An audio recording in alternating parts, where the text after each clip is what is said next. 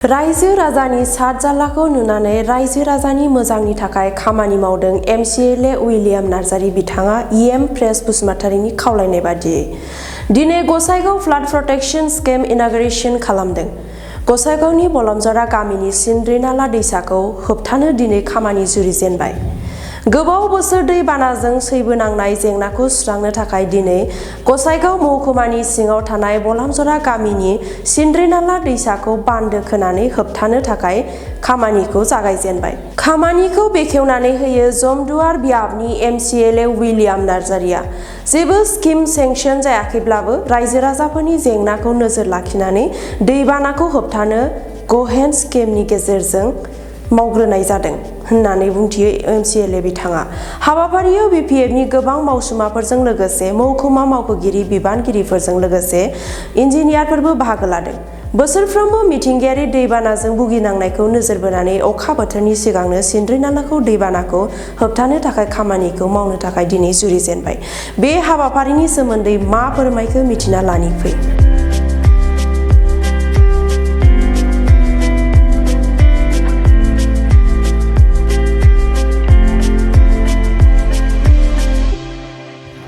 नंगौ आङो गिबियावनो बिटिसिनि इएम वाटार रिसार्चनि प्रेस मोसाहारि सारखौ हामबाय होग्रोगोन।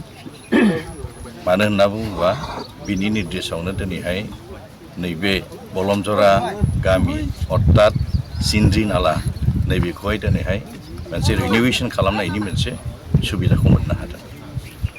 आरो नैबे बलमजरा एरियाया प्रत्येक बोसोरावनो तारमाने मिथिंगानि जे दै बाना फैनाय बेजोंहाय प्रत्येक बोसोराव बिथांमोना खस्थ' मोनो आरो प्रत्येक बोसोरावनो रेसन होनांगौ जायो। आरो जे सिन्द्रि नाला बियो अलरेडि सिगांबो बानायदों खिन्थु बियो थांनाय बारावहाय बायदों।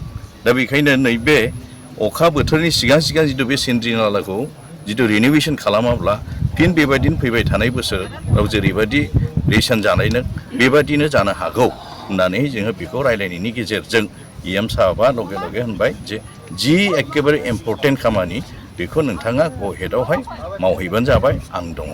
थिग बेबायदिनो प्रेस मोसाहारि इएम सारनि निर्देश बादियै दिनैहाय नैबेवहाय जोङो एसडिअ डिपार्टमेन्टनि आरो एसिस्टेन्ट इन्जिनियार आरो जोंनि पार्टिनि ब्लकनि भाइस प्रेसिडेन्ट सेक्रेटारि एडभाइजारफोर जयै आरो बे ओनसोलनि इन्टेलेक्टुखौ लानानै दिनैहाय बेखौहाय जोङो फिथा हास'नाय जाबाय।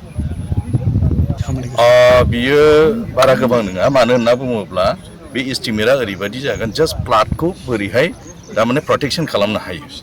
पार्मानेन्ट नङा बियो। फ्लाडखौ फैबाय थानाय फ्लाडखौ बोरै प्रटेक्शन खालामनो हायो बिनि थाखायसो बेखौ इमारजेन्सि मावनाय जादों। बिनिखायनो बियो खुब सम्भब 19 बा 20सोल' थांनो हागौ। मोनसे 1999 दा नोङो पार्मानेन्ट जिथु बेखौ खालामनो थाङोबा गैयाबाबो बियो 1 नांगौ। दा बेनिखायनो 1 जोंहा बिटिसिआव बेबायदि दा बर्थमानथ' बाजेट गैखाया। स्टेटआवबो दासिमबो बाजेट जायाखै। दा बेनिखायनो जेब्ला बाजेट जायो अब्ला बे फ्लाडनि जे एसे 1999 जे मोनसे फिसा जे एमाउन्ट बेखौहाय निस्सय बिटिसिआ बेखौहाय सहाय खालामनो हागोन। खिन्थु 1C 2C बियो जिनिसा स्टेट लेभेलाव थांनांगौ जायो बा सेन्ट्रेल लेभेलाव थांनांगौ जायो एसे गिदिरब्ला। दा बेनिखायनो जिखिनि कन्ट्रेक्टारफोर बिथांमोनखौ हामबाय होनदों जे खुगाजोंनो जे गहेड होनायजों लोगोसे बिथांमोना मावनो थाखाय दिनै आवगायदों। दिनैहाय जिनिसा फैसाया एसे उनावबाबो जागोन खिन्थु पाब्लिकनि जे खस्थ' बेखौ जों बोरैहाय प्रटेक्ट खालामनो हायो बोरै जों सहाय खालामनो हायो बेखौ आवगायबोबाय मावनो थाखाय। बिनिखायनो कन्ट्रेक्टार बिथांमोनखौबो आं हामबाय होनना बुंदों।